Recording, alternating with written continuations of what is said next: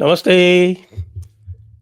आप सभी से अनुरोध है कि कृपया हमारी चैनल को सब्सक्राइब करें, वीडियो को लाइक करें और नीचे डिस्क्रिप्शन में हमारी मर्चेंडाइज़ से क्लिक करें और वहाँ से ऑपरेशन सिंदूर पर आधारित मर्चेंडाइज़ कुर्ते, पोलो शर्ट्स, टी-शर्ट्स इत्यादि प्राप्त करें। चीन से पाकिस्तान ने शिकायत की। जी हाँ, चीन से पाकिस्तान ने शिकायत की कि आपका जो सिस्टम था HQ9 और HQ16 वो चला नहीं। तो चीन ने जानते हैं क्या जवाब दिया?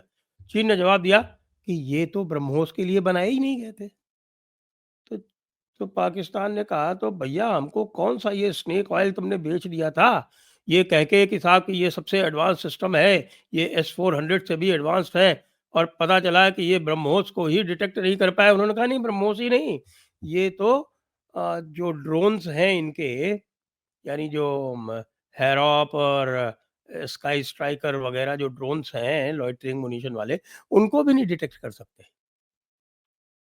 पाकिस्तान ने कहा लो जी हो गई, पूरा कार्यक्रम हो गया। इधर भारत ने जानते हैं क्या किया कि ये जितने भी सपोर्ट करने वाले थे इनके चारों तरफ घेरेबंदी आरंभ कर दी।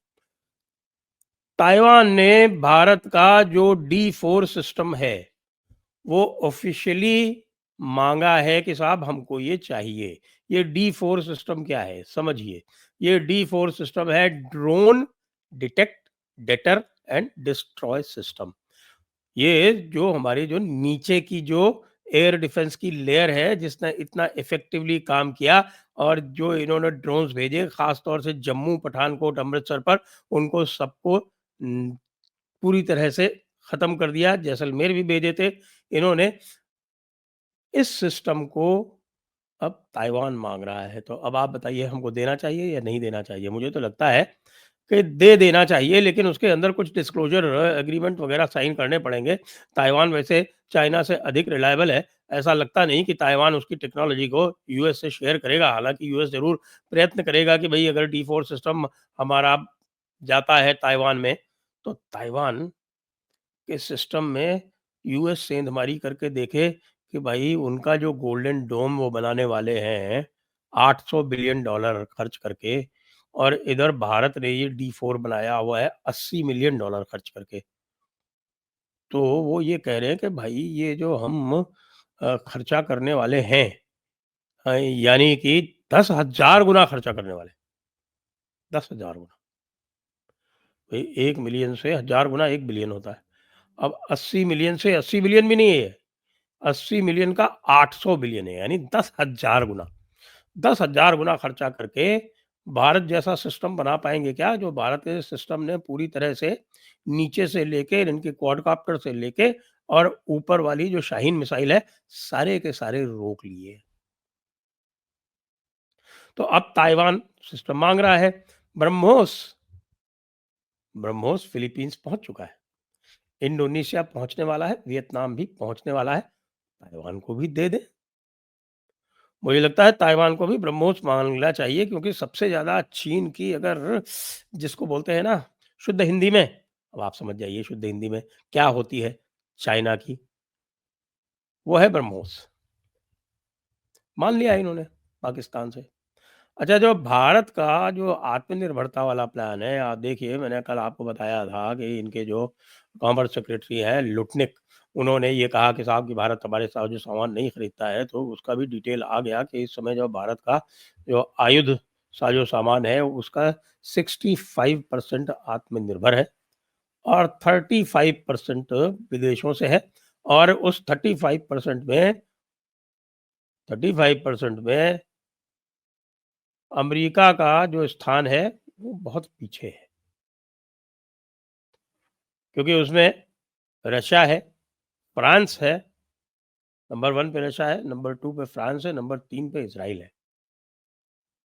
और कोई 10-15% जो ये 35% है यानी जो फ़ॉरेन जो कंपोनेंट है, उस फ़ॉरेन कंपोनेंट का कोई 15% जो है वो अमेरिका का है और वो भी अमेरिका ढंग से सप्लाई नहीं कर रहा और भारत जो है उनको ब्लैक लिस्ट करने की बात कर रहा है। अब ये देखिए आप ये जो अपाचे सिस्टम है वो जो आज तक नहीं आया और ये जो जीई ने अपने कॉन्ट्रैक्ट्स में जानबूझ के देरी की या अपनी इनकॉम्पिटेंस से देरी की, जो भी कारण हो, 2024 में उनको जो आरंभ करना था, 2024 के आरंभ में उनको शुरू करना था सप्लाई, वो अभी 2025 में 1 इंजन डिलीवर कर पाए केवल।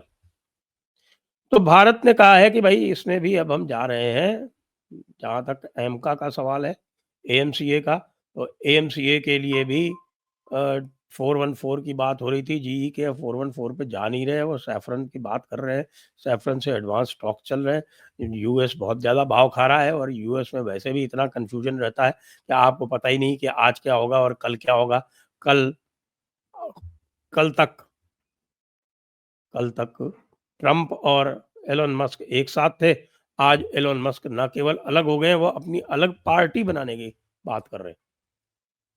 और वो कह रहे हैं कि ये जो 10% फ्रिंज प्लेयर हैं रिपब्लिकन पार्टी में और डेमोक्रेटिक पार्टी में, ये फ्रिंज प्लेयर ही सबसे ज़्यादा बड़ी प्रॉब्लम्स हैं। जो 80% लोग जो मिडल में हैं, उनके लिए अलग पार्टी होनी चाहिए। बताइए हमें बनानी चाहिए कि नहीं बनानी चाहिए? और इसके ऊपर एक्स पर 81% लोग कह रहे हैं, 81% लोग कह रहे हैं कि नई पार्टी बननी चाहिए। तो भाई यूएस से तो राम-राम करो। यूएस से किसी भी प्रकार की कम से कम जो आयुध खरीद है, वो तो पूरी तरह से बंद कर दो, इनका कोई भरोसा नहीं है। ये ना केवल एडमिनिस्ट्रेशन टू एडमिनिस्ट्रेशन इनकी पॉलिसी बदलती है, with in administration season two season इनकी पॉलिसी बदलती रहती है, कुछ पता नहीं चलता कि ये क्या करेंगे। इसलिए यूएस से तो कतई नहीं खरीदना चाहिए, कोई साज़ो-सामान नहीं खरीदना चाहिए, ऐसा मेरा मत है। आप लोगों का क्या मत है? आप लोग कमेंट में करके बताएँ। कावेरी इंजन की बात करेंगे तो कावेरी इंजन में काफ़ी प्रोग्रेस दिखाई है, काफ़ी प्रोग्रेस दिखाई है। और अब जो हमारे जो घातक इंजन वग़ैरह हैं, जो घातक यूसीएवी या कॉम्बैट एरियल व्हीकल है, उसके लिए तो अब इसका जो स्केल डाउन वर्ज़न है कावेरी का, वो उपयोग में आएगा। कावेरी 1.0 थोड़ा-सा अभी अंडर पावर्ड है, लेकिन वो बहुत ज़्यादा समस्या नहीं है, कोई मुश्किल से 4-5 किलो न्यूटन का अभी अंतर बच गया है, वो 4-5 किलो न्यूटन वो हो जाएगा। अब 2.0 जो कावेरी बनने वाला है, उसमें हो जाएगा। और जो सबसे बड़ी समस्या आ रही थी कि हमारे पास टेस्ट बेड नहीं था। टेस्ट बेड के लिए उसको भेजा जाता था रशिया। और रशिया में क्या करते हैं, वो टेस्ट बेड जो है, फ्लाइंग टेस्ट बेड, वो एक IL-76 पुराना एक एयरक्राफ्ट है, जो 4 इंजन का एयरक्राफ्ट होता है। उस 4 इंजन में से 1 इंजन निकाल के और दूसरा जिसको ट्रायल देना होता है, जिस इंजन का ट्रायल लेना होता है, उसको लगा दिया जाता है और फिर उसको लगा के उसको ट्रायल होता है। लेकिन दिक्कत ये है कि स्लॉट बहुत कम है और 9-9, 10-10 महीने में उसका नंबर आता है। तो अब क्लीयरेंस बताते हैं कि लगभग मिल गई है, वो ये कि इंडियन एयर फ़ोर्स का एक पुराना IL-76 जो है, उसको स्पेयर कर दिया जाएगा और उसको स्पेयर करके भारत में ही ये टेस्ट बेड बना दिया जाएगा। भारतीय जो IL-76 है, हमारी इंडियन एयर फ़ोर्स का, वो ही अब टेस्ट बेड के रूप में कार्य में लिया जाएगा। और उसमें कम से कम ये दिक्कत तो नहीं रहेगी कि भाई 8-8, 9-9, 10-10 महीने वेट करना पड़ेगा। जैसे ही इंजन अवेलेबल हुआ, वैसे ही गए, फिट किया और उसको उपयोग में ले लिया। 4 इंजन होते हैं, 3 तो उनके ओरिजिनल रहेंगे, 3 इंजन पे क्राफ्ट आता है, 1 फेल भी हो जाए तो भी, और वो जो एक जो है उसको लगा के और उसकी टेस्टिंग पूरी हो जाती है। तो ये बड़ी बात एक आ गई है हमारे इस एएमसीए प्रोग्राम में। तो ये एएमसीए प्रोग्राम जो है, ये बहुत आगे अब निकलने वाला है इसको लेके। एएमसीए के लिए जो दूसरी बात आपको पता था कि मैंने बताया ही था कि अ, जो एग्ज़ीक्यूशन मॉडल है, वो बन गया है। एग्ज़ीक्यूशन मॉडल के साथ-साथ एल एंड टी ने ये कहा है कि साहब कि इसको आप एक नेशनल कंसोर्शियम के रूप में विकसित करें। और एचएएल ने इसके लिए टेंडर भी निकाल दिया है। जो एडीए लैबोरेटरी है, उसने कहा है कि साहब कि आप सब लोग मिल के बनाएँ और मिल के बनाएँ। पहले तो कॉम्पिटिटिव बिडिंग की बात हो रही थी, लेकिन एल-एन-टी कह रहे हैं कि नहीं साहब, इसको एक नेशनल कंसोर्शियम के रूप में विकसित करें। सब लोग अपने-अपने इसमें ज़िम्मेदारी लें और सब लोग मिल के इसको बनाएँ। National consortium. तो नेशनल कंसोर्शियम में एचएएल लीड करे और साथ में एल-एन-टी भी आ जाए, टाटा भी आ जाए, आपके गोदरेज एरोस्पेस है वो भी आ जाए। ये सारे लोग मिल के और इसको तैयार करें। कितनी अच्छी बात है। ऐसा हो जाएगा तो कितना आनंद आ जाएगा और सारे के सारे लोग जो इस समय ये प्रतीक्षा कर रहे हैं से कि किसी तरह से भारत को घेरा जाए, वो अब पूरी तरह से आप ये समझ लें कि नेस्तनाबूद से हो जाएँगे। सबमरीन 3 और बन रही हैं और सबमरीन 3 में और ख़ास बात ये है कि जो उसका जो सबसे क्रिटिकल पार्ट होता है, एयर इंडिपेंडेंट प्रोपल्शन। जी हाँ, सबमरीन में एयर इंडिपेंडेंट प्रोपल्शन लगाना पड़ता है, नहीं तो फिर सबमरीन को तो बार-बार ऊपर आना पड़ेगा। तो एयर इंडिपेंडेंट प्रोपल्शन का मतलब होता है कि उसके पास इतनी बैटरीज़ होती हैं, उन बैटरीज़ की सहायता से वो प्रोपल्शन होता है, इतनी पावरफुल बैटरीज़ उसमें रखनी पड़ती हैं, एयर इंडिपेंडेंट प्रोपल्शन उसको बोलते हैं। और उसके बाद फिर बैटरीज़ को चार्ज करने के लिए कोई 15 दिन के बाद में आना पड़ता है, एक अपने चार्जिंग स्टेशन पर। तो वो 15 से 20 दिन तक आराम से अंदर रह सकती है एआईपी से। तो वो जो एआईपी सिस्टम है, वो एआईपी सिस्टम भी अब इंडिजिनस बन गया है। तो अब आप ये समझें कि जो 65% है, वो अब स 70% आ जाएगा। हमारा जो सबसे मॉडर्न कंपोनेंट है, तीनों सेनाओं में, आपको जानकर आश्चर्य होगा कि सबसे मॉडर्न कंपोनेंट हमारा जो है, वो इंडियन नेवी है। क्योंकि इंडियन नेवी ने अपना नेवल ब्यूरो ऑफ डिज़ाइन बहुत पहले बना लिया था। वो किसी और के ऊपर डीआरडीओ इत्यादि के ऊपर कभी निर्भर नहीं रही। उसने अपना ही अपना ब्यूरो ऑफ डिज़ाइन बनाया था और उनके ऑफ़िसर्स ही और स्पेशलिस्ट और रिक्रूटमेंट करके उन्होंने अपना डिज़ाइन सेंटर इतना एक्सपर्टीज़ उसमें हासिल कर रखी है कि नेवी सारा काम अपना स्वयं ही करती है और सबसे अधिक इंडिजिनाइज़ेशन यदि है किसी में, तो इंडियन नेवी में ही है। तो चाइना बाबू, अब आपको कैसा लग रहा है? अब आपको भारत के सप्लाई किए हुए हथियारों से घेरा जाएगा, क्योंकि ताइवान, ऐसा मैंने सुना है कि वो आकाश मिसाइल्स की भी बात कर रहा है कि यार हमको आकाश भी दे दो। क्यों?